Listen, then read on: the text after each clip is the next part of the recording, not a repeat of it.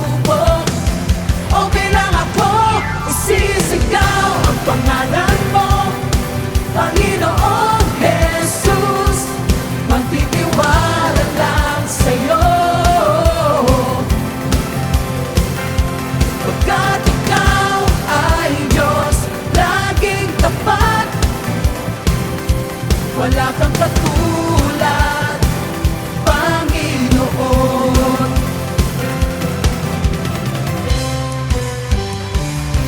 Pag-ibig mo, Jesus, sa'kin ay hindi nagbabago. Laging tapat, kailan ba'y pinagkulang. Sa bawat araw, ikaw ang aking sandigan. Ikaw ang buhay ko, ikaw ang aking lakas. Sa buhay man may kabiguan, okay lang ako. Isisigaw ang pangalan mo, Panginoong Jesus. Magtitiwala lang sa'yo, pagkat ikaw ay Diyos, laging tapat. Wala kang katulad, Panginoon. Isigaw natin ang pangalan ng ating Panginoong Jesus, ang nag-iisang Diyos na tapat at kailanman hindi nagbabago. Sisigaw ang pangalan mo, Panginoong Jesus. Magtitiwala lang sa'yo, pagkat ikaw ay Diyos, laging tapat. Wala kang katulad, Panginoon. Whoa, whoa, whoa,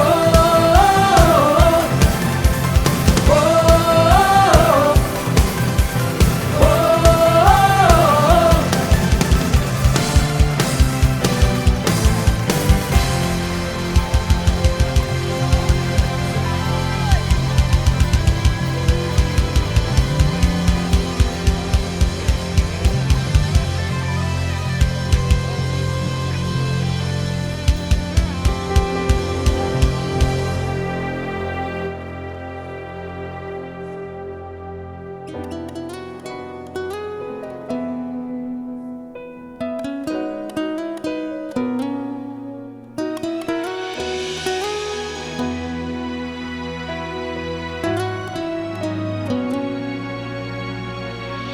Humihingi, naghahanap, kumakatok sa iyo o dinggin mo, Panginoon.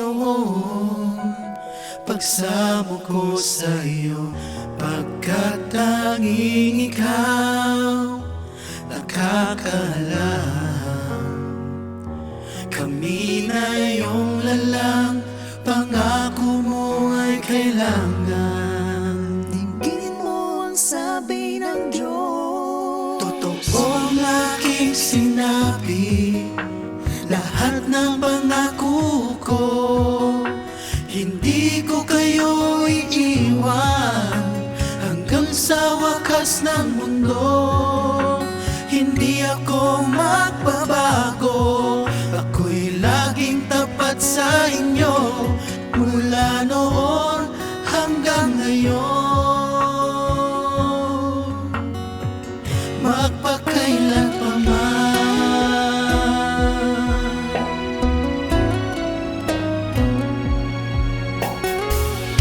Naghihintay, umaasam sa katugunan mo. Hingapin mo kami ngayon, daing namin sa'yo, pagkat tanging ikaw makakagawa. Mga kamangha-mangha at pagbabago sa aming buhay. Dinggin mo ang sabi ng Diyos. Totoo ang aking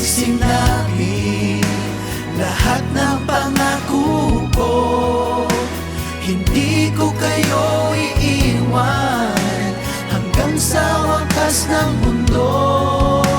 Hindi ako magbabago, ako'y laging tapat sa inyo, mula noon hanggang ngayon. Magpakailan bang di ko naisa mapahamak ka. Hindi ko naisa maghirap ka.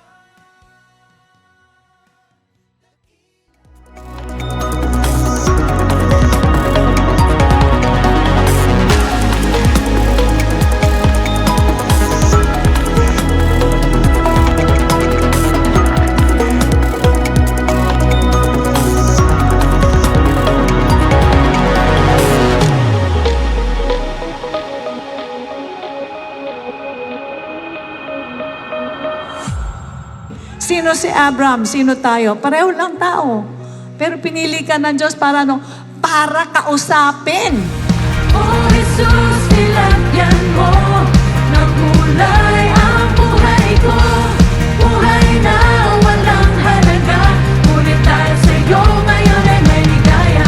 Sana pag nagbigay ka sa Christmas, handa ka rin magbigay ng iyong pagtitiis, pangunawa, pagtiyatsaga diyan sa taong mahal mo na binibigyan mo ng regalo.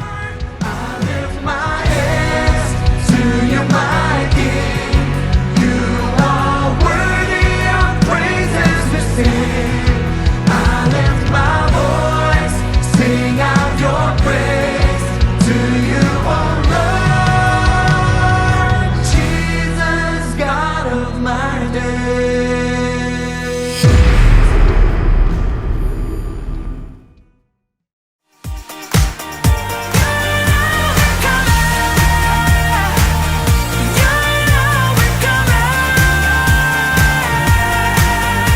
Don't quit, don't give in, you're an overcomer.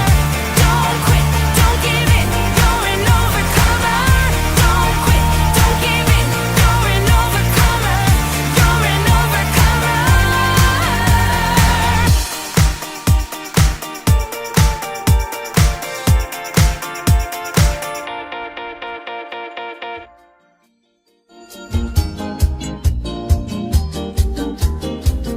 So sa ngayon po mga kapatid, syempre po, base po sa ating tradisyon ay kumakanta po tayo ng Christmas carols.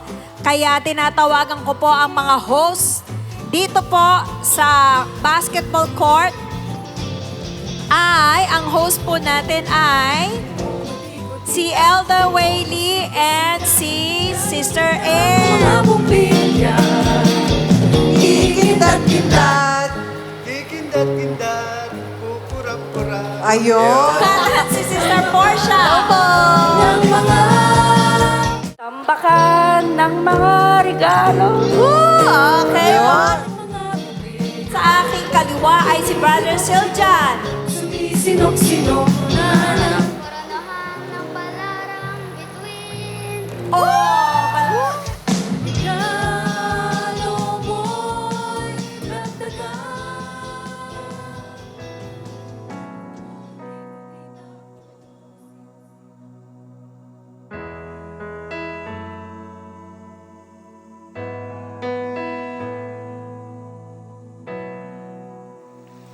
Amen. Praise God. Hallelujah. Purihin ang Diyos.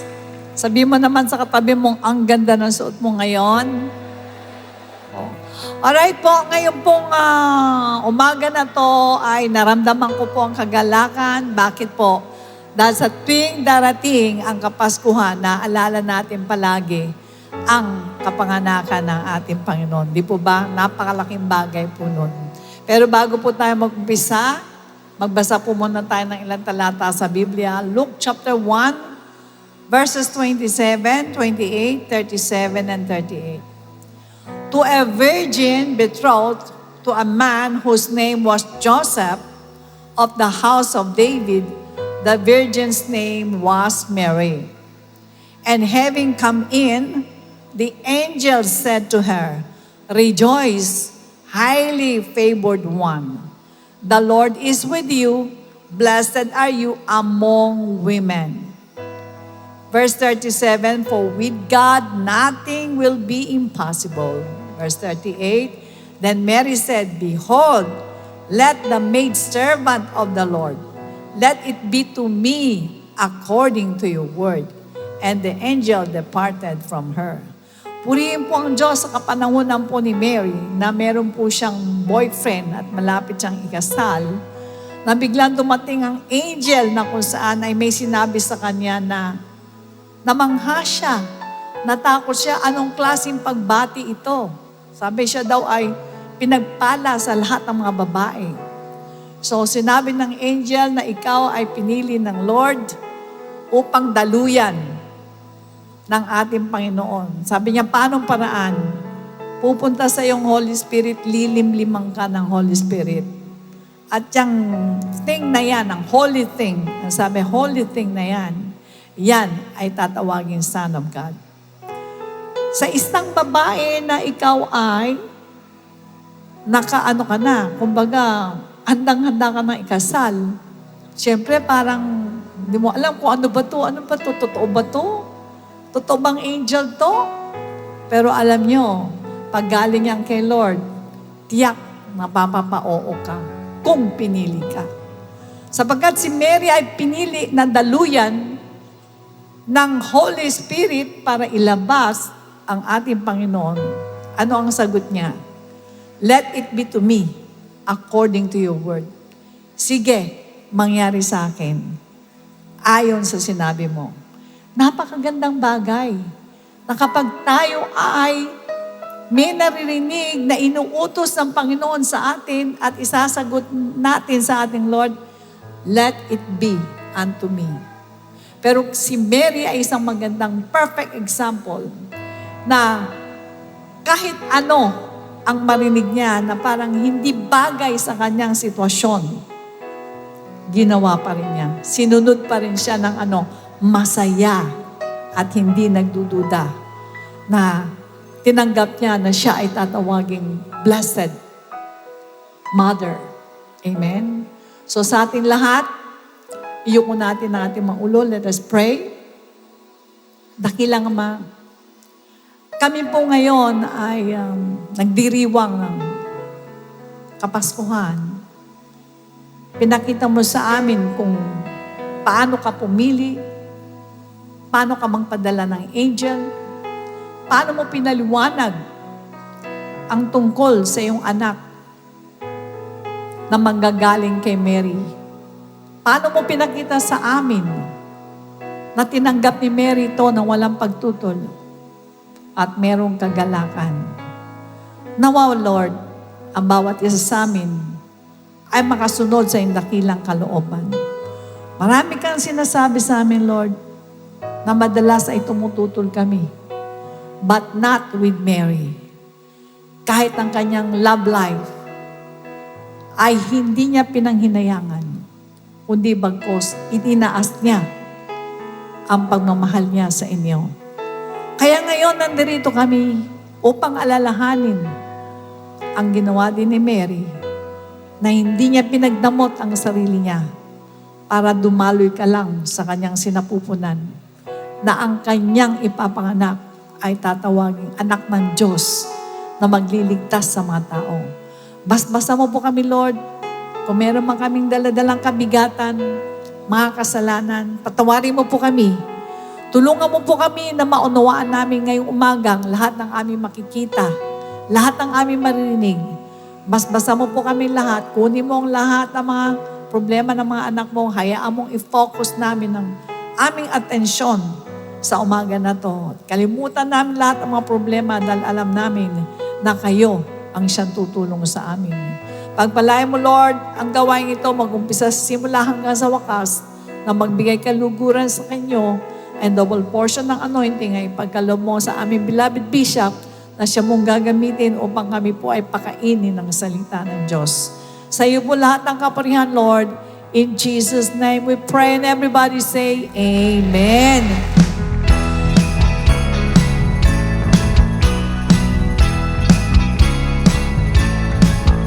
On the first day of Christmas, my true love came to me. the 12th day of Christmas, my true love gave to me. Alright, everybody. 12 drummers drumming,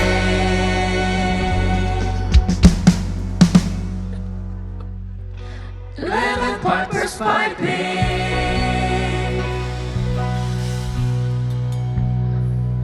10 lords are leaping,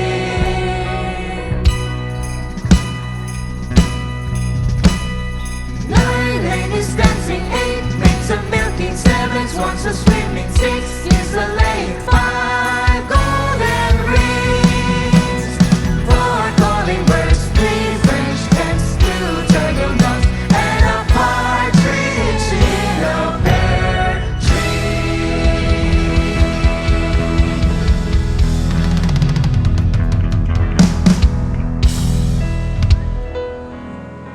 At this moment, we are about to witness a special presentation from our lovely kids whose talents and gifts were honed in STARTS. Ang STARTS po, mga kapatid, ay yung Spiritual Technical Arts Training and Workshop na ginanap po na kung saan nagkaroon po ng pagtuturo ng iba't ibang klase ding skills sa mga kabataan. Now, without further ado, let's call Sister Arian Santos and the STARTS kids on stage.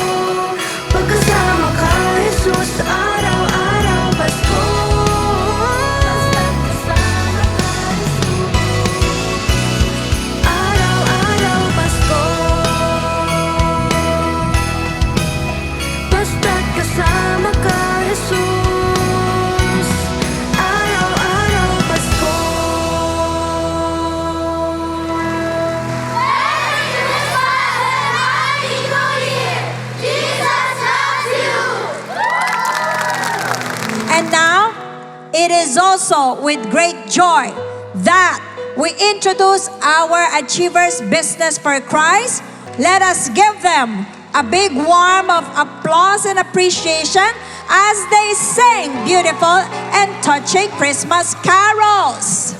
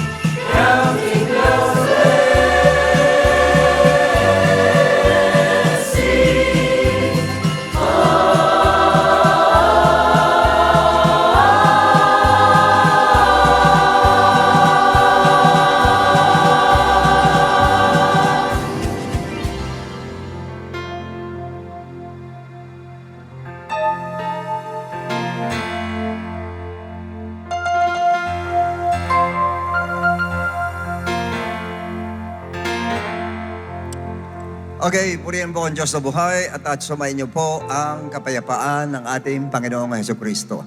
Good morning sa inyo lahat at salamat po sa inyong pagdalo sapagkat sa araw na ito po ay alam mo ko may bibigay na message sa atin ng Lord. The book of Matthew, chapter 2, verses 16 to 18. Then Herod, when he saw that he was deceived by the wise man, was exceedingly angry, and he sent forth and put to death all the male children who were in Bethlehem, and in all its districts from 2 years old and under, according to the time which he had determined from the wise men. Pinapatay niya yung lahat ng bata magmula 2 taon pababa ni King Herod. Then was fulfilled what was spoken by Jeremiah the prophet, saying, a voice was heard in Ramah, lamentation, weeping, and great mourning, and Rachel weeping for her children, refusing to be comforted because they are no more. And our subject today is entitled, A Voice Was Heard in Ramah. Yuko natin ang ulo natin, dakilang Ama, muli kami nagpapasalamat sa iyong kabutihan. Salamat sa araw na ito. Salamat po, Diyos, sa lahat ng mga taong pinapunta mo upang makinig na iyong salita, Ama. Tulutan mo ikaw mismo, Lord, ang siyang mangusap sa amin, manguno sa amin, O Lord, upang na sa ganun, O Diyos, ikaw mismo, Lord, ang siyang marinig ng mga tao at na sa ganun, Lord, ang lahat ng pakikinggan namin ay tumimo sa aming mga puso at isipan, Ama. Napakahalaga po ng aming tatalakayin sa ngayon. Mula pa kanina ay binabanggit na mga kabataan, Panginoon, at alam ko ito, magiging paksa namin sa umagang ito upang maiayos lahat itong mga kabataang naliligaw ng landas, Ama. Ikaw na po ang bahala, Panginoon. Patuloy ka namin pinupurit, tinataas, at padaluin mo po ang anointing mo mula sa akin batungo sa lahat ng mga anak mo nandirito, O Diyos. Maraming salamat po in Jesus' name. Amen and amen. You may all be seated, please. The book of Matthew 2:16-18 says, Then Herod, when he saw that he was deceived by the wise men, was exceedingly angry, and he sent forth, put to death all the male children who were in Bethlehem, and in all its districts, from 2 years old and under, according to the time which he had determined from the wise men. Then was fulfilled what was spoken by Jeremiah the prophet, saying, A voice was heard in Ramah. What kind of voice? Lamentation, weeping, and great mourning, and Rachel weeping for her children, refusing to be comforted because they are no more. Now, the first horrible and terrifying part of the Christmas story is the Ramah massacre. Now, this massacre incident is not new. Matagal na po ito. In fact, doon pa po sa Old Testament, binalak na po ng the same spirit, which is the spirit of Satan, na i-massacre yung mga bata po. Exodus 1:8-10 says, There arose a new king over Egypt who did not know Joseph. And he said to his people, Look, the people of the children of Israel are more and mightier than we. Mas malakas sila kaysa sa atin. Come, let us deal shrewdly with them, and lest they multiply, it happen in the event of war, that they also join our enemies and fight against us, and so go up out of the land. Natakot silang dumami Israelites sa Egypt, kaya ang ginawa nila ay, sa verse 16, And he said, when you do the duties, sinabi doon sa mga, nung araw po, hilot ang nagpapaanak. Sinabi doon sa mga hilot, when you do the duties of a midwife for the Hebrew women, and see them on the birth stools, if it is a son, pag lalaki yan, then you shall kill him. Ibig sabihin nun, panganganak, pag lalaki, patayin na ng mga midwife. But if it is a daughter, then she shall live. So, naniniwala ako kung may namatay doon po, o may napatay doon, the mothers of those children wept and cried over the death of their children who were massacred by the spirit of Satan. Iyak yun, sigurado po, doon sa mga napatay. Although, yun po ang story noon, yung mga Hudyo na mga midwives po ay, pag nakita lang lalaki ay hindi nila pinapatay at sinabi niya sa hari na, kasi papatayin pa lang namin, lumalabas na yung bata. Pero totoo po, talagang pinapanganak nila. Pero alam ko, may mga napatay din. Now, this is the first massacre of the children of Satan. Massacre attempt o maaaring mayroon talagang na-massacre.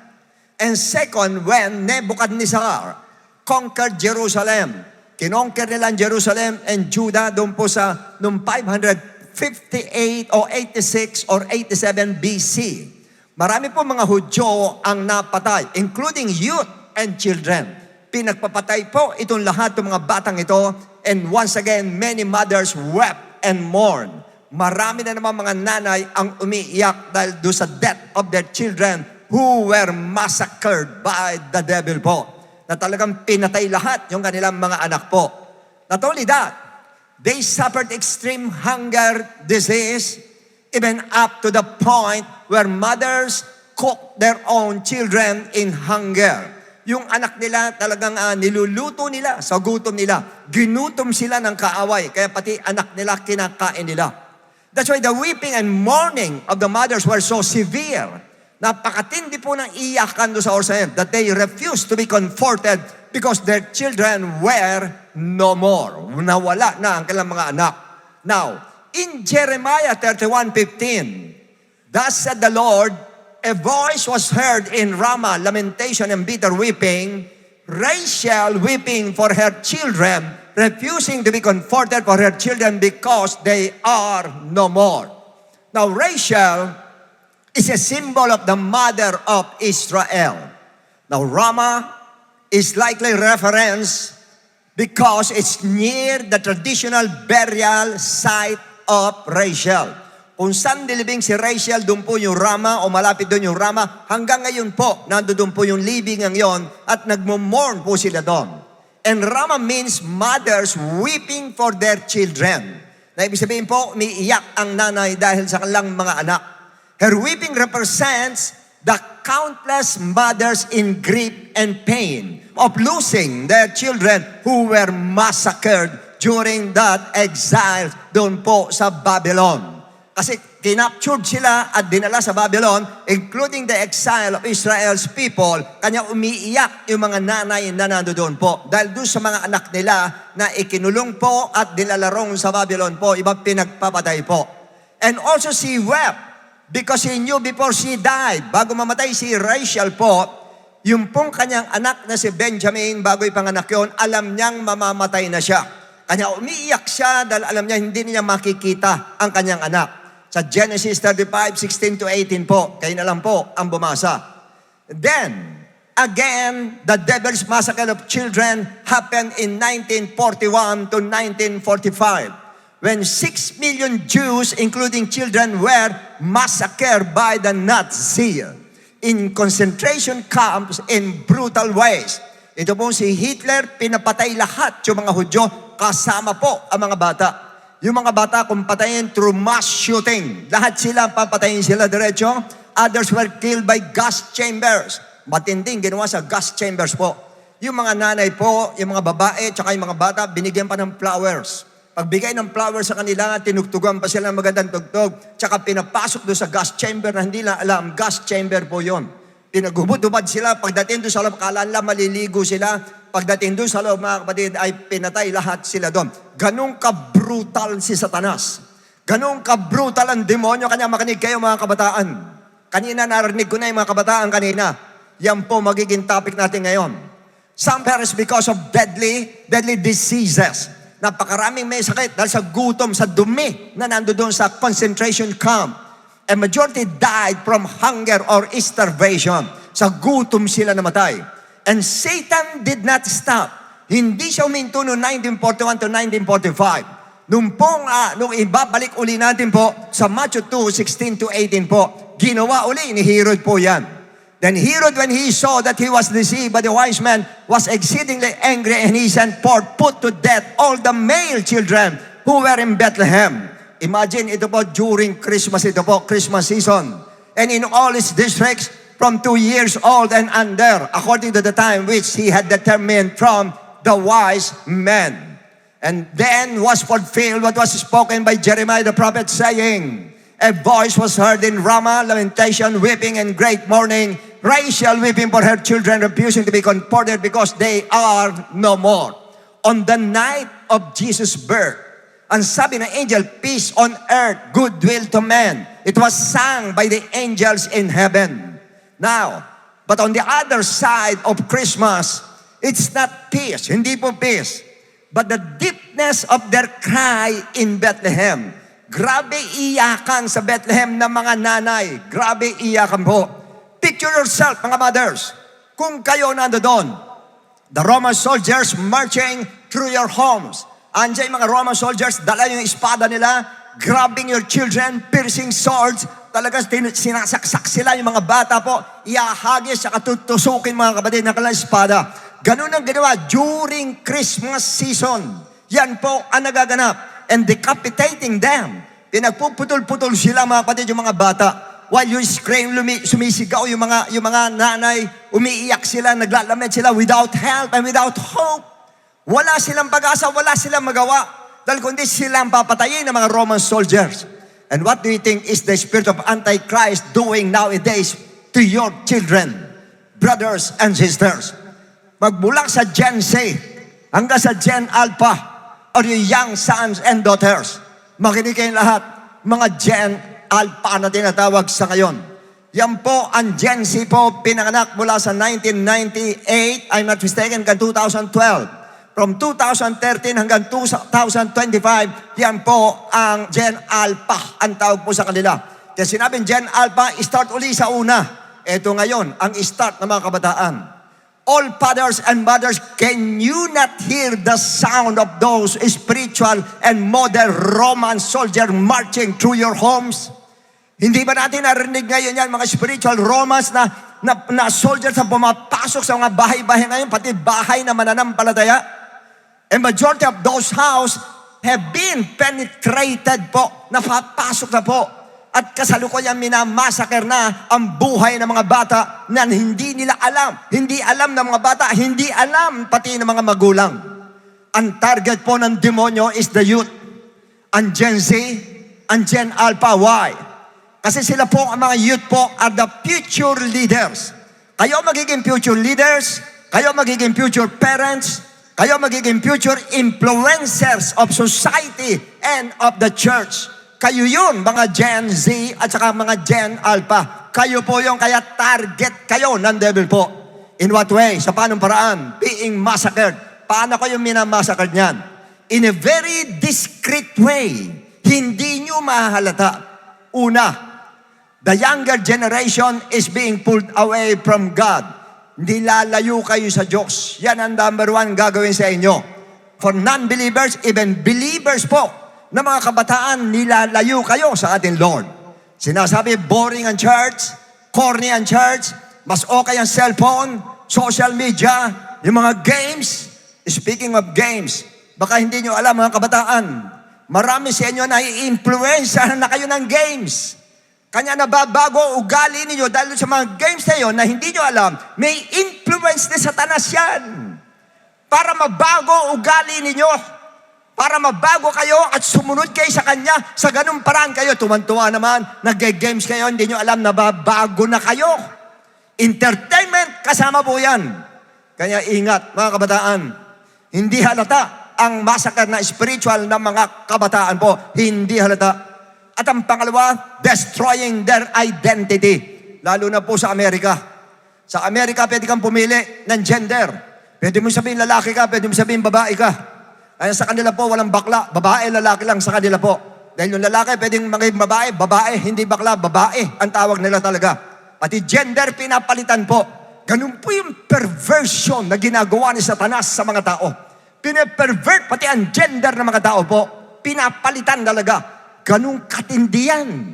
Kaya marami confused. Iba akala nila mga kapatid, ano ba ako, lalaki ba ako, babae ba ako? Iba na, hindi, gusto ko lalaki ko, gusto ko babae ko. Ganun na po, and they justify it. Gina-justify nila. Talagang sila, pinaninindigan nila, hindi, babae ko, pero lalaki siya, hindi, babae ko. Yun ang sinasabi nila. Ang pangatlo, normalizing sin. Ginagawa normal ang kasalanan. Likewise, sexual immorality, normal lang yan. Lying, sinungaling, normal lang. Pandaraya, normal. Addiction sa illegal drugs, normal. Alcohol, normal. Lahat yan. Sinasabi ng devil, okay lang yan kasi ginagawa ng lahat yan. Pwede mo lahat ng kabataan ginagawa. Pati tatay mo nga ginagawa yan eh. Pwede mo rin gawin yan. Ganun na nangyayari sa ngayon. At ang pang-apat mabigat, rebellion at pride ang pinairal. Ayaw mapagsabihan ang mga kabataan ngayon. Ayaw mapagsabihan. Pag pinagsabihan mo mga kapatid, ikaw pa masama.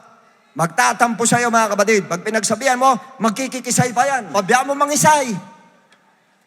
Kasi gano'n ang ginagawa ng ibang mga kabataan na lulukoy na nanay nila, aaluin na magulo. Hindi, anak, ano nangyari, anak? Ano nangyari? Huwag mong ganunin.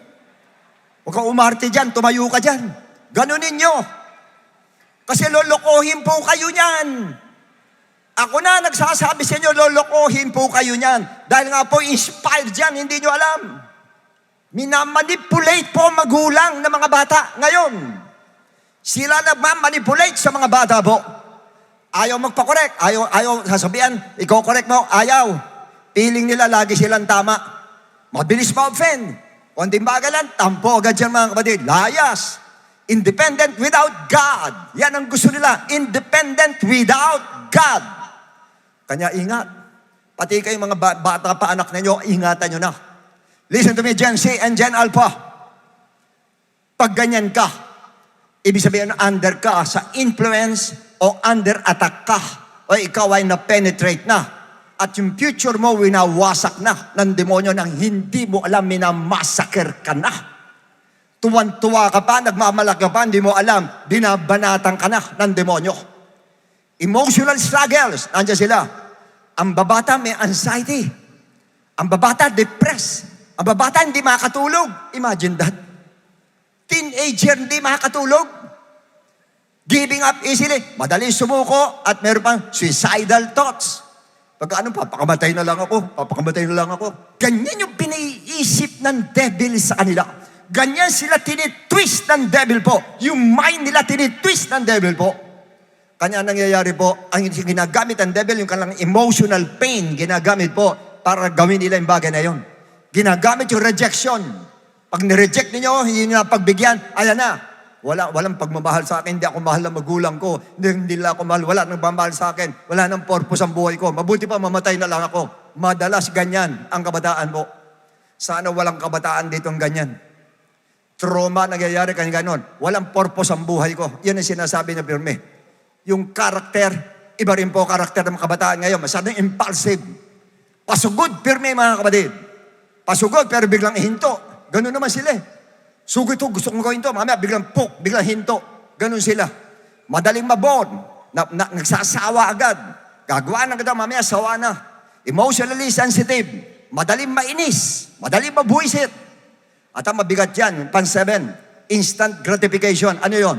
Yung mindset nila, gusto nila puro instant. Pag nag-text, gusto instant, sagutin mo agad. Instant success, yan ang gusto. Kaya marami sa atin po, gustong-gusto yung yan, crypto niya ang gusto kasi isang pindot mo na dyan, pwede kayo yumaman, pwede maging milyonaryo. Yan ang gusto kayo ng mga bata. Ayaw na maghirap. Ayaw paghirapan nila. Nakatulad yung mga panahon namin ng mga kapatid, kailangan paghirapan mo. At yun ang sinabi ng Lord. Book of Genesis 3. Lalaki, sa pawis mo manggagaling ang iyong kakainin. Magpapawis kayo mga kabataan. Sabihin, hindi na uso yan. Oh yes! Sabihin mo, hindi na uso yan. Pero tignan mo kung ano kahihinatnan mo pagkatapos niyan. Yan ang tignan mo ngayon. Lahat gusto instant eh. Ayaw mag-antay. Ayaw ng waiting. Ayaw ng discipline. Ayaw. Pagka medyo nabigo ng konti, suko na agad. Ayoko na. Kita nyo maraming kabataan ngayon, hindi tumatagal sa trabaho. Pagkatapos lipat. Nawala yung tiyaga. Basta't medyo nabigatan ng konti. Yung trabaho to, hirap tong trabaho na ito. Ayoko nito, lipat na naman. Okay, sa una, okay. Pag mamaya, bigat dito, tindi, boss, ganyan. Lipat na naman. Mamaya, ang daming trabaho dito. Walang kasiyahan. Kasi gusto kumikita, magaan. Gusto kumikita, wala siya halos ginagawa. Pa-blessing lang siya, kumikita siya. Yun ang gusto niya.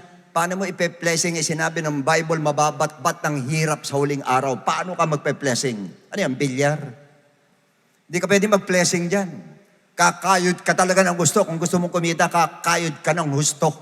Naunawaan ba natin? Ang gusto, false freedom. Gusto, libre ko. Walang dapat kumontrol sa akin. Buhay ko to, choice ko ito. Ito ang aking pinili, ito ang gusto ko. Ganyan ang karamihan po. Ano pa? Puro pakikisama, peer pressure. Ang gusto niya talagang makikisama, pirme, kasi takot siya ma-left out, takot siya maging KJ, takot siya na ma-cancel siya, takot siya ma-bully siya. Kanya sa lahat, sige, sabay siya. Kahit mali yan, sabay pa rin siya. Huwag lang siya ma-cancel. Sige, sabay pa rin siya. Ganyan sila ngayon. At ang mabigat, loss of respect. Una, sa parents. Wala silang galang sa parents po. Wala silang utang na loob sa magulang. Hindi nila tinitignan mo yun. Grabe po, mga kabataan ngayon. Napakatindi. Walang utang na loob sa mga teachers. Yung teacher ko sabihin, gano'n na lang. Walang utang na loob sa pastor, sa mga leaders sila. Wala sa kanila, wala respeto po talaga. Hindi nila nare-respect. Kasi nga hindi nila alam. May spirit na bubulong sa kanila. May spirit na sabihin natin na talagang kumukontrol sa kanila. At yun ang nagpapakilo sa kanila para sila robot na pinakikilo sa spirit na yan na hindi nila alam. Yun ang problema.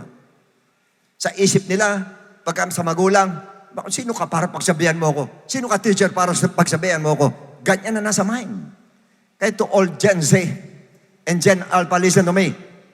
If you're under of some of you, some of these things, nasa ilalam kayo nito na binanggit ko kanina, you're under attack by the devil And I know majority of you are being massacred by this evil spirit na hindi nyo alam, mga kabataan. Hindi nyo alam. At mabigat yan yun nga, you are unaware. Akala mo normal lang. Akala mo normal yung ginagawa mo, normal yung sinasabi mo, normal yung ugali mo. Akala mo normal. Akala mo lang. Kaya marami ngayon ganyan. Mga kabataan, kanya, ano nangyayari ngayon? Saan nangyayari yan? Ang dami ng kabataan, mga kapatid, hindi alam kung saan pupunta eh. Walang direction. Ang mga bata ngayon, walang direction. That's why the result, what is the result? Surely, destruction. Sigurado yun. It's either poverty, maghirap yan, o mag-stow away yan, maging addict yan, maging puser yan, pasok sa kulungan yan, kundi sa hospital, kundi sementeryo yan, sa bandang huli, sa impyerno, ang tuloy niyan. Sigurado po yun, mga magulang. At kayo din, mga kabataan. Pati kayo nanonood sa television, alam mo kung nanggigigil ka sa akin, panggigil ka na hanggang gusto mo. Kaya sasabihin ko ito sa'yo, pinasasabi sa ng Lord, pag hindi ka nagbago, alam mo na kung saan ka pupulutin. Alam mo na. Kaya ang pinasasabi ko sa inyo, ngayon daw, hindi na rin pwede sa mga kabataan yung ganyan salita, hindi na pwede yung ganon. Anong salita gagawin mo? Uy, huwag ka naman ganyan. Ganito ka naman. Gawin mo yung ganon, uutuin ka niyan. Pag ang ginawa mo dyan, hinimas-himas mo yan. Ano ang gagawin yan? Imamanipulate ka niyan. Ikaw ang pasusunurin yan pag ganon. Hindi yun na sinabi ng Bible. At hindi yun dapat gawin na magulang po. Ang disiplina po ang kailangan. Hindi nagbabago ang disiplina. Ang disiplina po ay nandun pa rin pati sa Diyos natin mula sa Old Testament hanggang sa New Testament hanggang ngayon. Dinidisiplina tayo ng Lord. The result to your mother. She's like Rachel, weeping for her children, refusing to be comforted because their children are no more. Wala na. And for your information, listen carefully. This world is like Ramah. Because hundreds of millions of mothers are weeping all over the world. Ang daming umiiyak na mga nanay sa ngayon. Buong mundo. Because of their Gen Z or Gen Alpha sons and daughters being massacred by the devil. And they refuse to be comforted because their daughters and sons are no more. Yan po yung next generation po. Kaya ang tindi na magiging next generation pag hindi ninyo napigilan ang inyong mga anak. Kanya fathers and mothers, do not let the devil massacre your Gen Z o Gen Alpha sons and daughters. Huwag kayong pumayag. Fight for them! Fight for your daughters, fight for your sons. But the question is how? Paano nyo paglalaban yung mga anak ninyo? What must the parents do? Ano dapat yung gawin? Mga nanang at mga tatang. Matthew 2:18, ito ba na sinabi? A voice was heard in Ramah, lamentation, weeping, and great mourning, Rachel weeping for her children. Ano sabi ka noon? A voice, take note, a voice was heard in Ramah. Ano yung narinig? Lamentation, weeping, and great mourning of Rachel or mothers weeping for their children. A voice was heard. Matthew 3:3. Nang lumaki na yung nando doon sa manger. For this is he who is spoken by the prophet Isaiah saying, the voice, ay uli ang voice. Kanina the voice at Ramah. Ngayon ba the voice of one crying in the wilderness? Ano sinasabi ng voice? Prepare the way of the Lord. Prepare the way of the Lord for your sons and daughters. Ihanda ninyo ang daanan ng ating mga anak, mga bata pa, handa nyo na ang daanan nila. Prepare their way para sa Lord mapunta sila. Bata pa, prepare na ninyo ang spiritual life ng inyong mga anak. Don't let them choose. Huwag nyo silang babayang pumili ako na reliyon ko. Hindi. Prepare them and choose for them. Sa heaven ninyo dalhin ang ating Lord. Sa katotohanan nyo dalhin ang ating pong mga anak. Sa katotohanan. Ibig sabihin, dapat bata pa, piniprepare na yung way ng Lord para sa kanila. Dapat inahanda na po. Bata pa, piniprepare na spiritual life ng mga bata. Don't let them choose, but prepare and choose heaven for them. Ayaw pumili para sa kanila. Paanong paraan? Proverbs 22:6. Train up your child in the way he should go. I-train mo raw kung saan mo papupuntahin yung anak mo. I-train mo na. Bata pa, i-train mo na. Dahil pag lumaki yan, ang hirap na pagbaluktot na, ang hirap ituwid yan. Pero pag bata pa, maitutuwid pa po yan. Hanggat bata, i-training na natin siya. I-train yung magsimba rito. Kahit bata, sama nyo rito. Kahit bata, ayaw mo siya makapanginig dyan, ayaw mo siya, may iyak siya, ayaw mo siya. Para masanay siya, lumaki sa church.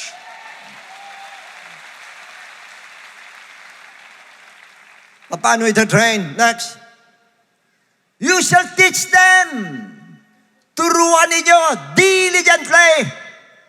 Shall talk of them. Ang pag-usama dyan sa bahay, salita ng Diyos ang pag-usapan nyo sa bahay. Sabi mo sa mga anak mo, sa loob ng bahay, walk by the way. Naglalakad kayo, salita ng Lord. Bago kayo matulog, salita ng Diyos. Pag gising mo, salita ng Diyos. Busugin mo sa salita ng Diyos ang bata. Bata pa, busugin mo na. Makikita mo siya mismo, puro word of God ang lalabas sa bibig ng batang. Isang araw, ikaw pa ako correct ng batang yan eh. Dahil sanay na sanay sa salita ng Diyos yung bata. Dahil tinrain mo siya sa salita ng Diyos talaga. Kasi, narinig ko kanina sinabi ni Pastor Les, totoo yun. Nakikipag-agawan tayo mga magulang. Inaagaw natin yung mga anak natin sa kamay ni Satanas. Baka hindi nyo alam. Kaya sa parte niya, makipag-agawan kayo. At wala ibang pang-agaw niya, kundi bata pa, i-train mo na yung batang yan. Turuan mo siya. Ano pa? Yung mga katuruan, ano gagawin sa katuruan? Bind them! Itali mo sa kamay nila. Ibig sabihin na kamay nila, pirmin Bible, ganun Bible, minuksan Bible, ganun. Ano pa? And shall be as frontlets between your eyes. Kaya mo iisipin nila pirmin, lagay sa mind nila yung Word of God. Sa mind nila, Word of God. Ibabad mo ng Word of God. Ibig sabihin yun, yung anak mo, i-immerse mo talaga sa Word of God. I-immerse mo talaga, ibababad mo talaga sa salita ng Diyos. And you shall write them on the doorposts of your house and your gates. Yan. Ano, posters sa bahay? Yan ang tanong ngayon. Mga abstracts. Ingat kayo sa mga abstract na yan. Hindi nyo ba alam yung mga abstract na yan? Bisa nakakapasok ang devil dyan. Ewan ko na ikwento ko na sa inyo. Meron kami tinutuloyan sa abroad, di ko sabihin ko saan. Sa CR noon, merong abstract na painting. Pag pinagmasdan ko maigi, ang laswa na nando doon po. May drawing nando doon. Makikita mo dala, kitang-kita mo. Babae at lalaki nando doon, kitang-kita mo. Pero pag tinignan mo ganyan, hindi mo mahalata. Pero pagka pinagmasdan mo maigi, makikita mo kung ano itsura. Maririmarim ka pag nakita mo. Na hindi mo akalain ganun pala ang ibig sabihin ng picture na yun. Kanya pinaka-the best. Bibili kayo ng posters, may mga posters dyan tungkol sa mga musical instruments pwede. Tapos lagay mo, sing joyful song unto the Lord. Lagay mo ng mga verses. Yun ang gawin po ninyo ngayon. Para yung mga bata nakikita nila. Hindi pagpasok sa room ng mga bata, ando sila Lady Gaga, Justin Bieber. Yung mga rockers, nando doon, yung mga picture of the rockers, patanggal ninyo sa mga anak nyo. Inspired lahat yan. Baka hindi nyo alam. Patanggal nyo. Posters ang palagay nyo. Tapos Word of God ang nandun dapat po. Yun ang dapat nakalagay. At mga bata pa ito, tinuturo ko na sa inyo nung pa. Hanggang ngayon, tuturo ko sa inyo. Psalms 127, 3-4. Behold, children are heritage from the Lord. The fruit of the womb is a reward. Mga reward ng Diyos. Like arrows in the hand of a warrior. Alam nyo, literal to talaga eh. Sa mga Old Testament po, yung kanilang mga warrior talaga nakahanda talaga para proteksyonan yung kanilang mga pamilya po. Pero ito pwede natin gawin spiritual ito na yung araw na yan, yung anak mo mismo, itutok mo yung anak mo. Itutok mo sa church. Kaso ang problema sa ating mga magulang 100% nakatutok ka lang sa school Sa school, anak. Sa school. Walang masama. Dapat tutok mo yan dyan. Pero, huwag mong kalilimutan. Anak, pag Sunday hindi school sa church ka. Sa church. Dapat ganon. Hindi pa pwede mga kapatid, bigyan nyo ng distansya yan. School dapat. Nakatutok ka sa school, pero nandun. Pagdating sa school, tapagtagos doon sa church na yon. At kung maaari, itulak nyo sa ministry mga anak ninyo. Itulak nyo. Hindi kayo pa nagsasabi, baka masira yung pag-aaral ng anak ko. O sige. Sige. Gusto mo huwag masira? O sige. Hindi masisira pag-aaral yan, pero tingnan mo, spiritual yan. Tingnan mo, ang dami, ako nakikita ko.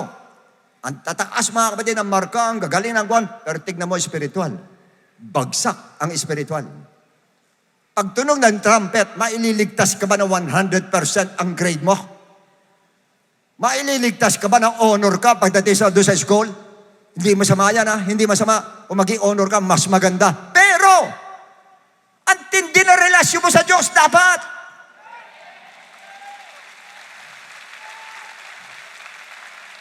Hindi sa mga mag-aaral, pag hindi ka nag-aaral ngayon, kawawa ka pag hindi ka nag-aaral ngayon. Pero hindi pa pwedeng puro ganda. Dapat spiritual mo, nandoon pa din. Huwag niyong pababayaan. Huwag niyong gagawin istorbo ang spiritual dahil doon sa iyong pag-aaral. Istorbo spiritual dahil sa hanap buhay ko. Hindi pwede istorbo spiritual. Diyan nanggagaling lahat yan. Sa Diyos nanggagaling lahat yan. Naunawaan niyo ba? At yun ang ilalagay niyo, ibabaon niyo sa utak ng inyong mga anak. Anak, magmula sa utak mo, hanggang sa karunungan mo, sa Diyos yan, ha? Sa Diyos yan, wala sa'yo, sa Diyos yan. Tinan mo kung yayabang yung anak mo, hindi yayabang yan. Why? Talagang tinitry mo yung utak niya, bine-brainwash mo siya. Hindi sa'yo yan, sa Diyos yan, hindi sa'yo yan, sa Diyos yan, hindi sa'yo yan, sa Diyos yan, hindi sa'yo yan, sa Diyos yan, hindi sa'yo yan, sa Diyos yan. Ay, di alam ng bata ngayon. Otherwise, nako, galing ko, uhusay ko, galing ko. Kaya ganyan mangyayari dyan. Ano mangyayari dyan? O, alam nyo na. Pag yung pinitik ng Diyos yan, sub-sub yan. Magugulat kayo. Ang duno ng anak nyo, walang trabaho. Ang duno ng anak nyo, kumikita ng malaki, pero bagsak ang spiritual. Tatandaan nyo pirmi. Pati, hindi lang mga bata. Pati kayo mismo, nanay, tatay. Huwag niyong pababayaan ang spiritual. Because whether you like it or not, mag-uumpisa ka sa spiritual, magtatapos ka sa spiritual. Sigurado yun. Ngayon, what will you do, parents, to make your program for your children effective? Paano magiging effective ang programa mo ng pagtuturo sa iyong anak? Makinig naman kayo, mga magulang. Psalms 128, 1-3. Blessed is everyone who fears the Lord. Mapalad daw at masaya ang may takot sa Diyos. May tanong dyan eh. Sino ba everyone na yan? Di lahat. Oh yes, lahat. Yes, lahat. Pero pagdating sa family, sino yung everyone? Sino yung one na yan? Hindi na every. Sino yung one na yan? Na dapat may takot sa Diyos. Pag sinabi may takot sa Diyos ay sumusunod sa Lord. Sino-sino may takot sa Diyos? Taas ang kamay. Uy, mahina. Sino-sino may takot sa Diyos? Taas ang kamay. Kung may takot ka sa Diyos, hindi sinasabi yun, at pagpalain kayo ng lahat, be blessed kayo ng Lord lahat, kayo lahat pagpalain ng Diyos, hindi ka aalis. Aabangan mo yung blessing na yon. Amplified. Blessed, happy, and sheltered by God's favor. Oh, you are sheltered by God's favor is everyone who fears the Lord, who fears and worships Him with obedience. Sino-sino nag-worship sa inyo kanina? Kumanta. Every Sunday, sino-sino kumakanta nag-worship sa Lord? Siguraduhin mo lang. Worship Him with obedience. Pag nag-worship ka, hindi lang, Lord, you're so faithful, Lord. Oh, Lord, great is thy faithfulness. Oh, Lord, pero sumusunod ka dapat. Otherwise, kahit anong pikit mo pa dyan, kahit papungayon pa yung mata mo, at hindi ka sumusunod, hindi pinakikinggan ng Diyos yan. hindi pinakikinggan ng Diyos. Basta't hindi ka sumusunod, hindi ka pinakikinggan ng Diyos. Tandaan nyo yan. Sinabi ng Book of John, yung mga worshipers lang ang pinakikinggan niya. Pag sinabing worshipers of God, you worship Him with, everybody shout, shout, shout.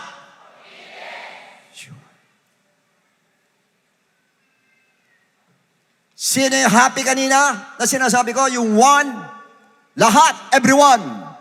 Pero pag family pinag-usapan, ang number one dyan, tatay or nanay.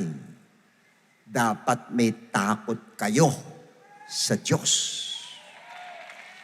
Dapat tatay, nanay, sumusunod kayo sa Diyos. Hindi na sumusunod. Who walks in His ways? Lumalakad ka ng ayon sa way ng Lord and lives according to His commandments.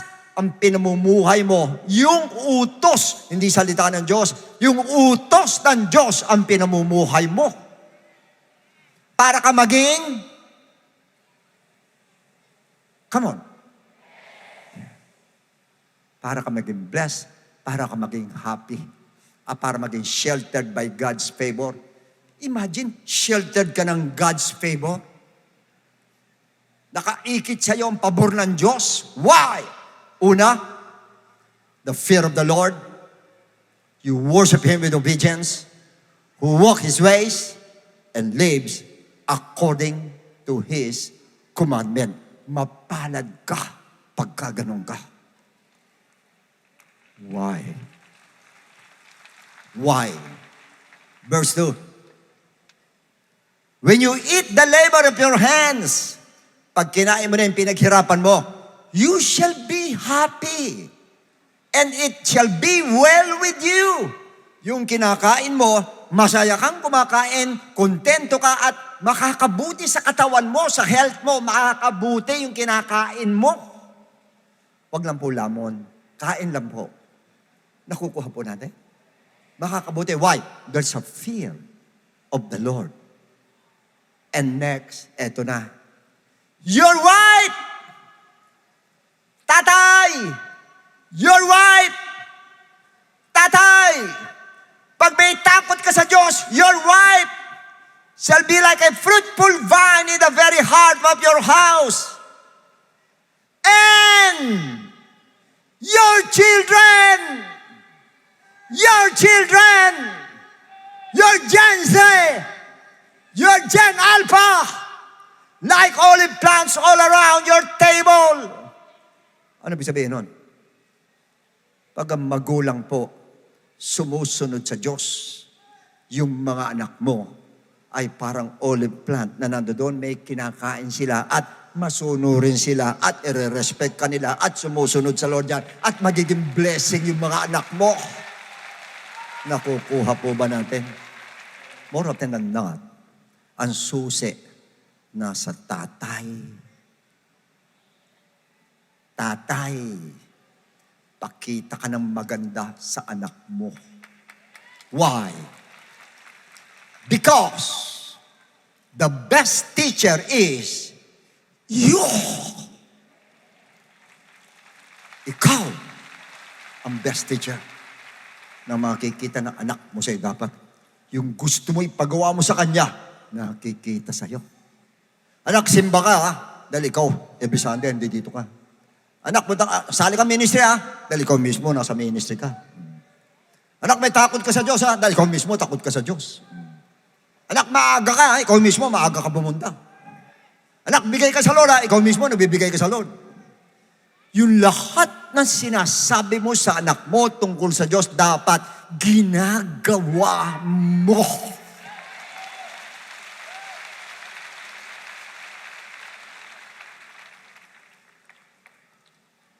That's the reason why ang Lord natin po ay sumusunod tayo. As children of God, whether young adults tayo, infants, o yung bata na mayroong accountability, sumusunod sa Lord. Why? Yung po namumuno, ang pinaka-head of the family, Jesus Christ, masunurin sa kanyang pagka-Diyos, sumusunod sa Ama o sa kanyang pagka-Diyos. Hanggang kamatayan sumusunod.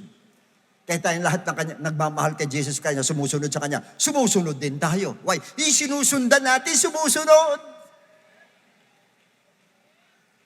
Paano mo pasusunod yung anak mo? Ikaw mismo hindi sumusunod. Pag sinabi mo, anak, sunod ka sa Diyos, ha? Ikaw mismo, etong Diyos, sumusunod ka sa Lord. Kahit saan pumunta ang Lord, nandun ka, sunod ka sa Diyos. Kahit saan andun, sunod ka pa rin. Kaya yung anak mo dito, susundan ka rin ngayon. Susundan ka na anak mo. Kasi sumusunod ka din.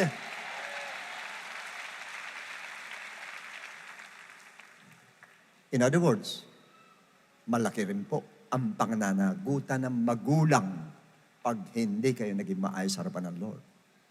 Ang question, paano? Sumusunod na ako. Sumusunod yung tatay. Sumusunod yung nanay. Matapat sila sa Lord. Andiyan talaga yung ganun pa rin anak nila. Huwag kang magalala. Ibulong mo sa Diyos. Ibulong mo sa Diyos. Ang Diyos ang magtutuwid dyan sa anak mo. Sigurado yan. Huwag ka lang magsasawa. I-checkin ko sa'yo. Itutuwid ng Lord yan. Nasa pangaralan mo siya ng pangaralan. Tapos pakita ka na maganda sa Kanya. Gayahin mo ako, gayahin mo ako, gayahin mo ako, gayahin mo ako. At yun ang ginagawa mo. Isang araw magugulat ka, mas mainit pa siya sa pananampalataya yan. Dahil ang Diyos ang magtitwist ng mind po niyan. Tandaan niyo yung sinabi ng Exodus. Ang Lord ang nagpapatigas ng puso ng pero. Siya rin ang nagpapalambot ng puso ng pero. Kaya walang matigas na puso. Pag hinipo na ng Lord ang puso niyan, yuyuko sa iyo. Mami, patawarin mo ko. Daddy, patawarin mo ko. Why? Kumilos na. Yung pinaka sa lahat. Ang kumokontrol dyan, ang umi-inspire dyan, demonyo lang yan. Huwag niyong katakutan, demonyo lang yan. Ikaw, nanay, tatay, pinaglilingkuran mo, Diyos yan! Diyos yan! Mas matindi yan kaysa sa kumukontrol sa anak mo. Mas matindi yan kaysa nag-inspire sa anak mo. Mas matindi yan. Si Diyos yan. Ang pangalan yan is Jesus Christ. Praise the Lord! Praise the Lord! Praise the Lord! Kanya sabihin sa demonyo, demonyo, hawak mo anak ko, pero hawak ko alas. Hawak ko alas. Hawak ko alas. Na nasa kamay ako ng alas. Nasa kamay ako ng Diyos. Kanya aagawin sa'yo ng Lord dyan. Question. Paano kung makita may anak mo, gutay-gutay na talaga, binanatan ng demonyo, nagkasira-sira ng buhay talaga, anong gagawin mo? Pababayaan mo na lang ba? Huwag. Tumayo ka bilang shepherd. Tumayo ka bilang shepherd. Ang sabi ni David bilang shepherd, nagmamalaki siya kay Saul kasi lalabanan niya si Goliath. Saul, ako lalaban dyan. Mahalare, ako lalaban dyan. Ako bahala dyan. Bata ka pa, wala ka pa kayo. Hindi po. Grabe po, ako yung mga tupa ko. Nasa bunganga nga ng leon, kinukuha ko pa. Imagine that. Nasa bunganga ng leon, kinukuha pa niya. Eh kung iba shepherd, nasa bunganga, wala, durog na yan. Biyaman mo siya, ito, ingatan ko na lang ito. Hindi sa kanya, hindi ganun si David. Kinukuha pa niya. At ganun ang Diyos. Kahit nasa bunganga ka na ng demonyo, aagawin ka pa rin ng Lord. Aagawin ka pa rin ng Diyos. Kukunin ka pa rin ng Lord. Ganun ang gawin mo sa anak mo. Huwag mo sukuan. Huwag mo sukuan. Dahil mabigat yun nasa atin. Greater is He that is in me than he that is in the world. Mas matindi ang nasa atin. Kaya huwag niyong susukuhan. Huwag po. Bahala ang Lord dyan. At yun ang tunay na shepherd. Yun ang tunay na Kristiyano. At yun ang tunay na nagmamahal sa kanyang kapwa, lalo na sa sarili niyang anak.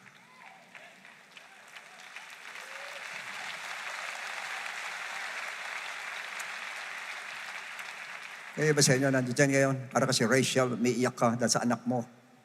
Huwag ka umiyak. Yan panahon ni Jeremiah yan. Rachel and Jeremiah yan. Gawin mo modern Rachel ka ngayon. Hindi ka umiiyak. Lumalabang ka. Nakita mo anak ka nun, hindi, babago yan. Masama ugali, hindi, babago yan. Hindi, bahala ang Lord dyan. Anak, tugawin mo. Inano ka, yung hindi maganda sagot sa'yo. Sabihan mo lang na maayos. Anak, huwag ganyan. Hindi dapat yan. Ganyan. Basta sabihin lang. Hindi pwede hindi mo sabihan. Sabihan mo lang siya. Pero ang kilos, bahala ang Lord. Kumilos sa Kanya. Bahala ang Diyos. Kumilos sa Kanya. At saka ikaw lang gagawin ko din. Lord, pray ka. Lord, pray ka. Lord, pray ka. Lord, pray ka. Lutuin mo sa prayer yan. At isang araw siya pa magsasabi, Daddy, simba tayo. Why? Kinuha na ng Lord sa bunganga ng leon yung anak mo. Nakuha na dahil siya ang pinaka makapangyarihan sa lahat. At tatandaan ninyo, God is faithful although we are faithless, although we are not faithful, but God will remain faithful to all of us. Acts 16:31-32, believe on the Lord. You will be saved. You and your household will be saved.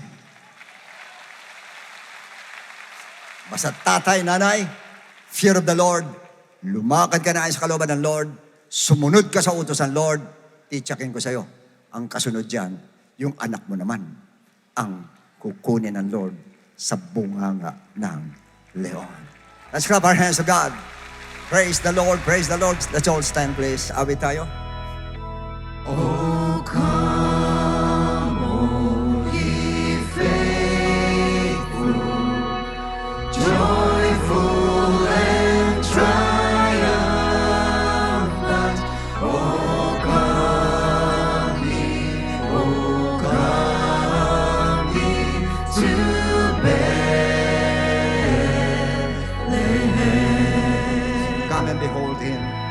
Come and behold Him, born the King of angels. Oh, come, let us adore Him.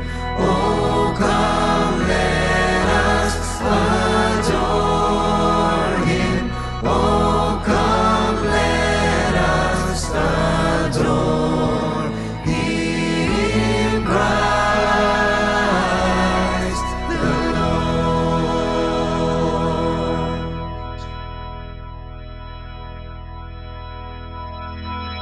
O Diyos na nasa langit, sa oras pong ito, Panginoon, narinig namin ang mensahe mo, Ama. Tulungan mo lahat, Panginoon, ang ama't ina ng tahanan na may direct nila ang kanilang mga anak, O Lord, patungo sa iyo, Ama. Tulutan mo ng bawat isa, O Diyos, ay makasunod sa iyong mga kautusan, O Lord. Magkaroon ng takot sa iyo, O Diyos, para ang bunga nito, Panginoon, ay nandun yung mga anak nila, ay magiging masunurin din sa iyo, Panginoon, at susunod sa yapak mo, Ama. Bigyan mo sila ng wisdom and knowledge, lahat ng mga magulang na nandito, Lord, para na sa ganun, O Diyos, ay magawa nila ang pinagagawa mo sa kanila, Lord. Tulungan mo umusbong ang takot sa puso namin, Panginoon. Ang takot, Panginoon, na hindi sumunod sa iyo, Lord, kundi ang nasa puso namin, Panginoon, ay lugurin ka sa magitan ng pagsunod namin sa iyo, Ama. Kaya, Lord, yunat mong kami mo sa lahat na nandito, Lord, sa araw ng Kapaskang ito, Diyos. Tulutan mo kung sino man na may problema sa relationship, Panginoon ko. Tulutan mo magkaayos-ayos sila sa Paskong ito, Lord. Magkasundo-sundo sila sa Paskong ito, Lord. At ito po, Panginoon ko, maganda regalo sa kanila ang pagkakasundo ng pamilya, Ama. At tulungan mo rin bawat isa maging mapagbigay, O Lord. Hindi lamang po sa pera, Panginoon, kundi mapagbigay ng pag-ibig sa kapwa niya, Panginoon. Mapagbigay ng pangunawa, Panginoon. Mapagbigay ng pagtitiis, Panginoon. Mapagbigay ng pag-ibig bukod sa lahat, Ama. Kaya tulungan mo, Panginoon, lahat kami nandito, O Diyos, na ma-enjoy namin yung Kapaskuhan ito ng ayon sa kalooban mo, Panginoon ko, na ikaw ang maitaas at hindi kami, Panginoon. Maraming salamat, Lord. Yunat mo kami mo sa lahat ng mga magulang at anak na nandito, Panginoon, maging nandito, nanonood sa television. Basa mo silang lahat, Lord, at binibigay kong bendisyon sa kanila, Lord, at umaasa ko ng tagumpay sa kanilang buhay sa taon darating, Ama. Salamat na marami, Lord, and this we ask in Jesus' name. Amen and amen.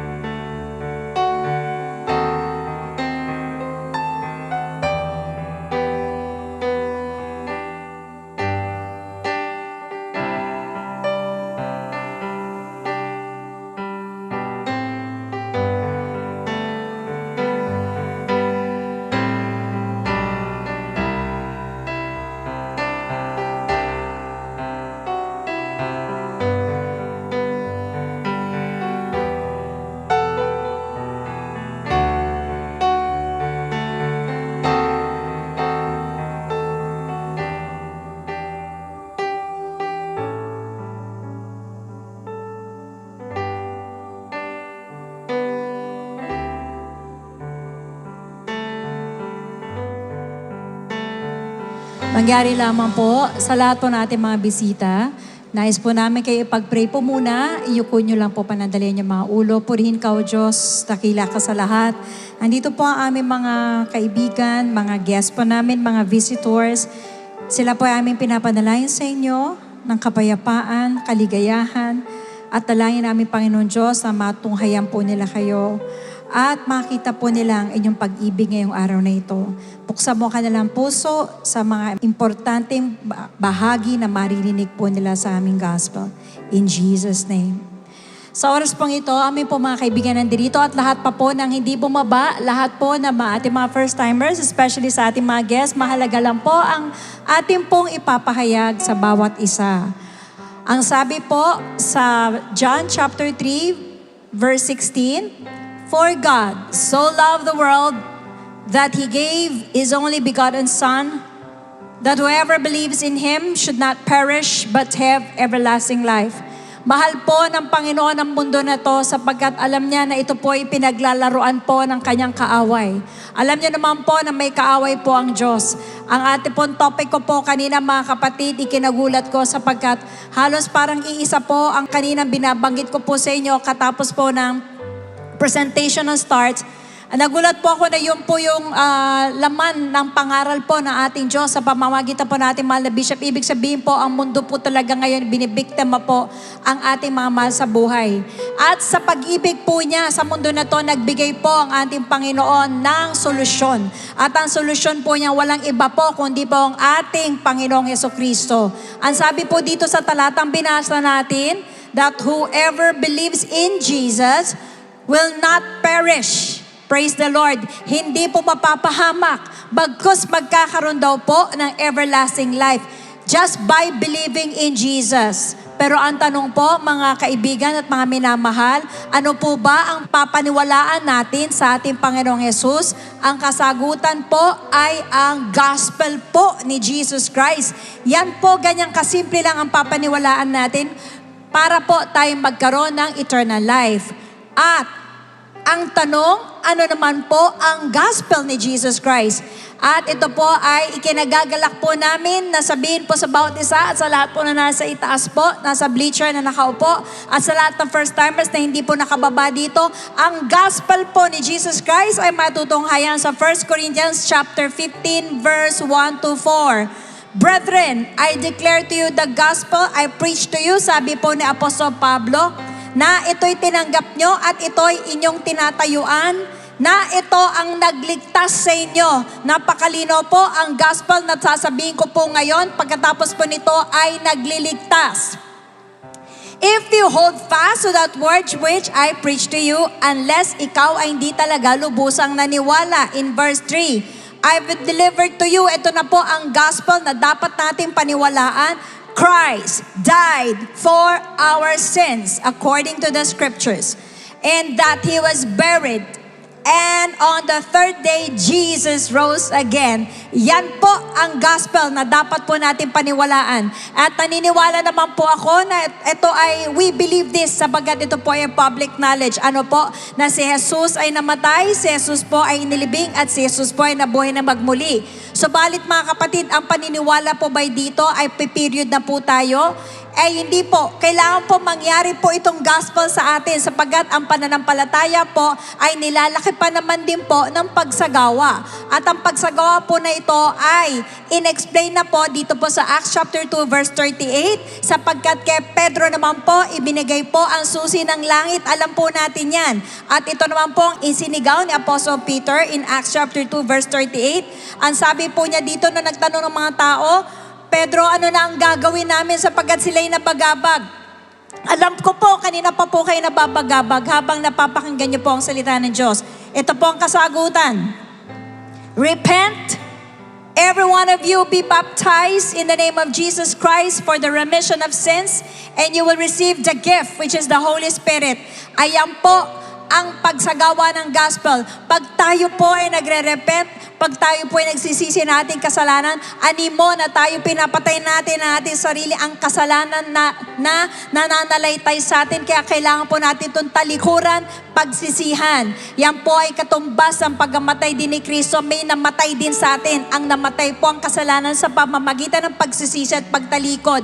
Pangalawa po, paano po naman natin gagawin ang paglibing kay Kristo?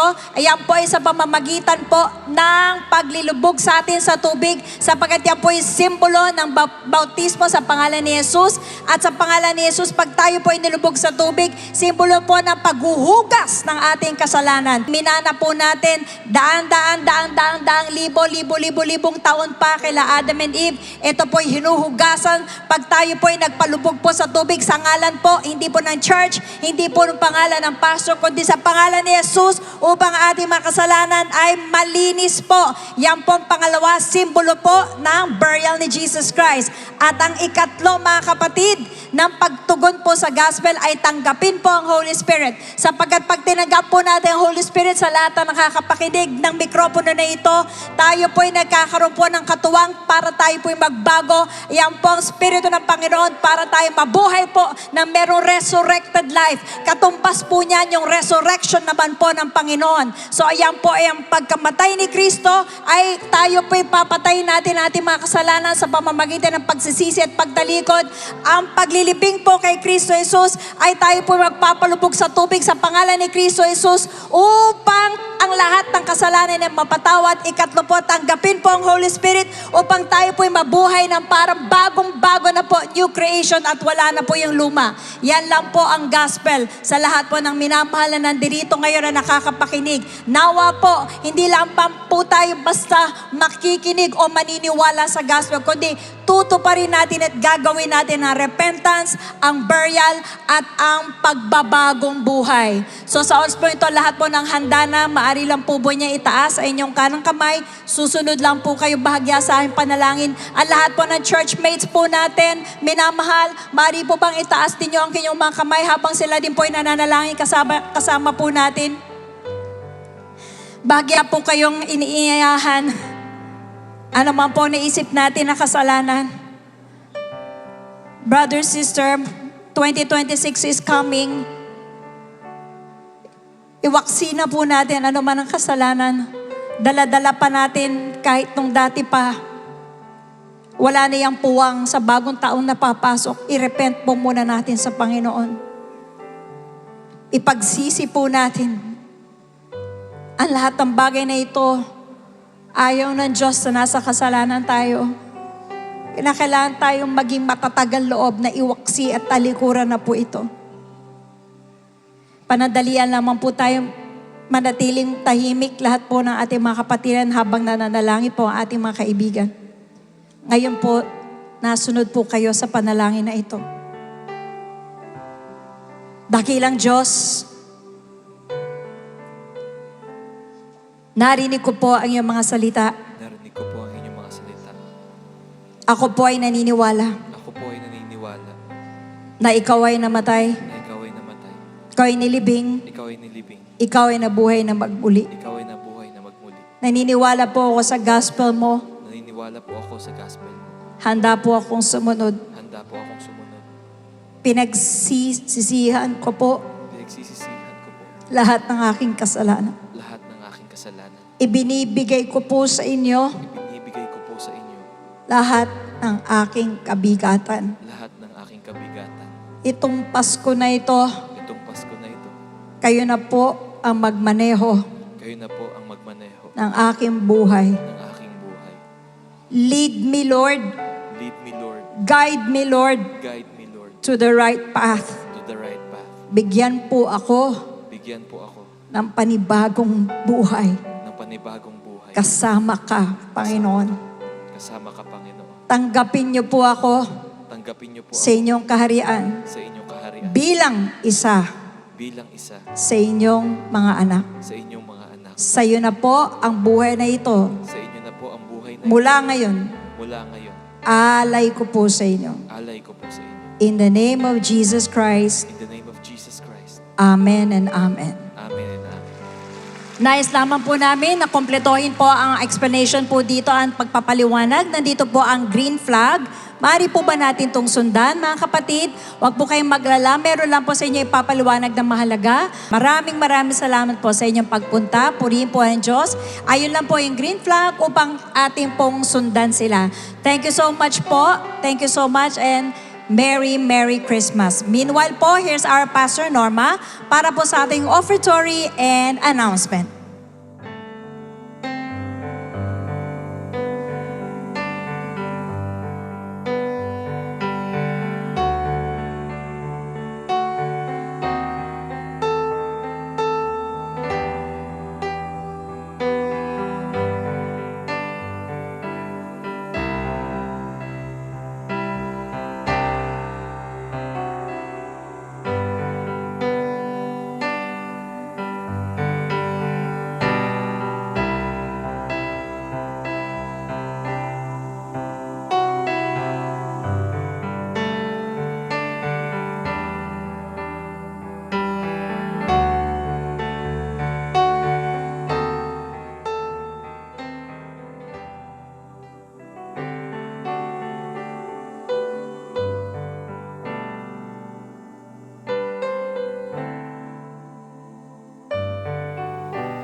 Alright, isang palakpak po sa ating Panginoon, sa ating po mga bisita na tumanggap ngayon sa ating Diyos. Tunay nga po na ang Lord natin noon ngayon magpakailanman ay pareho na nagmamahal po sa maraming kaluluwa. Alright, samantala tayo po ay dadako sa ating offertory sa Esther chapter 9 verses 20 to 22. And Mordecai wrote these things and sent letters to all the Jews, near and far, who were in all the provinces of King Ahasuerus, to establish among them that they should celebrate. Everybody say celebrate. Yearly the 14th and 15th days of the month of Adar. Verse 22, as the days on which the Jews had rest from their enemies, as the month which was turned from sorrow to joy for them, and from mourning to a holiday. That they should make them days of feasting and joy, of sending presents to one another and gifts to the poor. Yan po yung istorya doon kay Esther na kung saan ang kalaban nilang si Haman ay gustong patayin ang lahat ng mga Hudyo, meaning lahat ng mga anak ng Diyos. Ngunit ang Panginoon po ay gumitna. Ginamit niya si Esther at nakiusap po si Esther na bigyan ng pagkakataon na lumaban ang mga Hudyo. At ang mga Hudyo po ay nagtagumpay. Kaya sa kanila pong pagtatagumpay ay nakita natin at pinakita sa atin na nagagalakan sila, nagpepestahan sila. Ang sorrow nila naging joy at they were giving presents to one another at nagbibigay sila sa mga mahirap. Tiyan, nanggaling yan. Kapag ka may victory ang mga Hudyo, pinagdiriwang nila ang araw na yun. So sa atin, although hindi tayo Hudyo, ang kanilang Diyos ay naging Diyos natin, pinagdiriwang din natin ng ang kapanganakan ng Savior natin. At higit sa lahat tayo naman ay magbibigay ngayon sa ating Panginoon sa pamamagitan po ng ating pagbibigay ng ating mga tithes and offerings. Meanwhile, for complete details of our online giving, please refer to the ways and means to give dyan po sa ating ABP. Maraming salamat din po sa mga kapatiran walang sawang sumusuporta sa ating pong mga gawain. Alright, iyuko natin ang ating mga ulo. Let us pray. Dakilang Ama, maraming salamat po sa tuwing kami magtitipon ay nararamdaman namin, Lord, ang iyong presensya. Presensya mo pa lamang, Lord, ay tuwang-tuwa na kami. At alam namin, Lord, sa pamamagitan ng turo ng aming beloved Bishop na pinakita mo sa amin ng mga kababaihan, umiiyak sa rama. Ganon din po ngayon sa world Napakaraming ina ang umiiyak ngayon sa kanilang mga anak, Lord. At hindi malaman kung paano, Panginoon, mapapaayos ang buhay nila. Ngunit isang bagay lang, Panginoon, na tinuro mo sa amin, naturuan namin sila tungkol sa iyong mga salita. Magkaroon kami ng oras sa kanila upang sabihin sa kanila ang mga bagay na gusto mo, na ayaw mo. Ngunit higit sa lahat, kami po ay magsilbing ehemplo sa kanila. Nang sa ganon sila po ay mahatak namin, Panginoon, papunta sa iyo. Nang sa ganon, kapag kami po ay nagturo sa kanila, sila ang pang-i-aim namin na parang araw namin laban sa kaaway. Kaya Ama, ibuhos mo masaganang pagpapala sa bawat isang mga anak mo, especially ngayon ng Kapaskuhan, Lord. I-bless mo ng wisdom and knowledge sa mga anak mong nandirito. Huwag mong pahintulot, Panginoon, sa mga deadly diseases. Ingatan mo, Panginoon, ang mga pananalapi. Tulungan mo po na magkaroon ng control sa paggastos at ibuhos mo masaganang pagpapala sa kanila pong mga bulsa. Ibigay mo mga pangangailangan nila. Hindi lamang po kasya, kundi sobra-sobra pa para sa pagkakawang gawa. Lord God, dalangin din namin, Lord, ang bansa namin. Bigyan mo ng katalinuhan ang aming pamunuan, especially ang aming beloved President. Turo mo sa kanya ang lahat ng mga bagay na dapat gawin upang ma-maintain ang peace and order ng aming bayan. Kontrolin mo rin, Panginoon, ng panahon. Huwag mo kami pahintulot sa lindol. Huwag mo kami pahintulot sa gera. Huwag mo kami pahintulot sa mga pestilences. Huwag mo kami pahintulot sa bagyo, Panginoon. Bagkos, Lord, ang biyaya mo at ang iyong habag ay lagi pong sumaamin. Sa iyo po lahat, basbasa mo ang aming pong gift-giving. In Jesus' name we pray. And everybody say, Amen.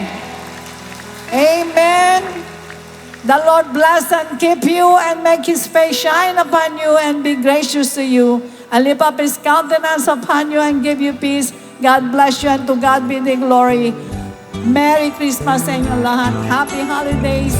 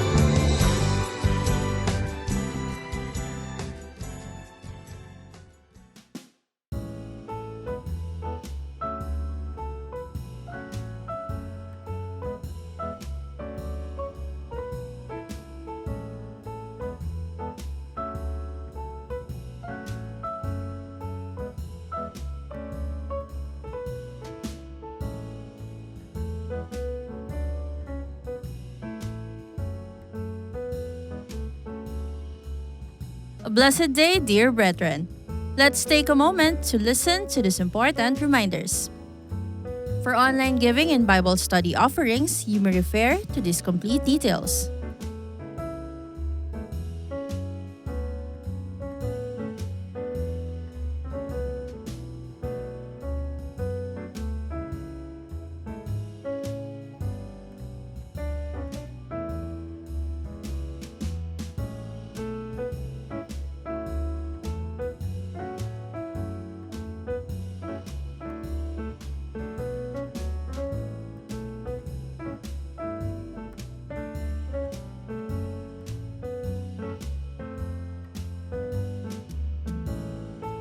To all who give via check, please indicate the correct account names. Checks payable to Project G Code with account name Project G Code Ministry. Checks payable to tithes, account name is Jesus Christ to God Be the Glory Church International Incorporated. Para sa mga gustong magpa-schedule ng baptism o one-on-one counseling, maaari po kayong makipag-ugnayan sa amin sa mga numerong nasa screen o mag-message sa aming official Facebook page.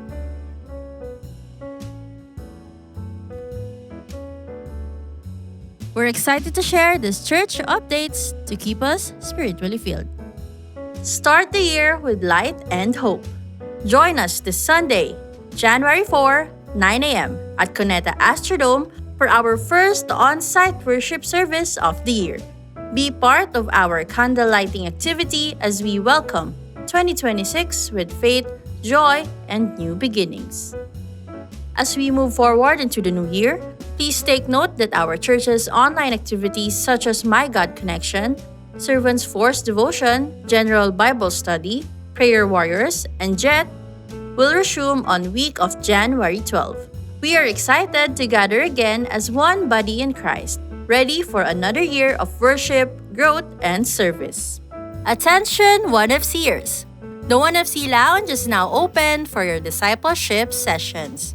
It is the perfect place to hold your 1FC meetups, quiet, comfy, and ready for you. Visit us at the devotion area from 7:30 to 8:30 a.m. See you there! One Following Christ has officially launched its Facebook page. Stay updated with the church's discipleship program, be inspired by the stories of transformation, and be encouraged to join the happy community of 1FC. Scan the QR code to visit the One Following Christ page or visit us at facebook.com/1FC Discipleship. Let's keep on boosting our social media presence. Subscribe to our official YouTube channel. Comment, share, and like our online preaching and IDO4 music videos. Connect with us on Metaverse via Facebook and Instagram and join our broadcast channel for church updates and latest posts. Also, follow us on X, formerly Twitter, and the new official TikTok accounts of our church and IDO4. Catch IDO4 songs on various platforms via Shuffle TV, airing on A to Z Channel 11 from Monday to Friday at 5 a.m., Saturday and Sunday at 6 a.m., or via Light TV Channel 33, Monday, Wednesday, and Friday at 12 noon, and Saturday and Sunday at 6 p.m. Via One Radio, which is our newest radio partner, and via Spotify, Apple Music, Deezer, Amazon Music, and other music streaming apps. Use your God-given gifts for His glory. Join the Servants Force today. We're looking for volunteers and SF workers, especially for the Comrades and Gideon teams. Sign up via QR code, website, or at the information booth every Sunday. On the 12th day of Christmas, my true love gave to me. All right, everybody. 12 numbers drumming,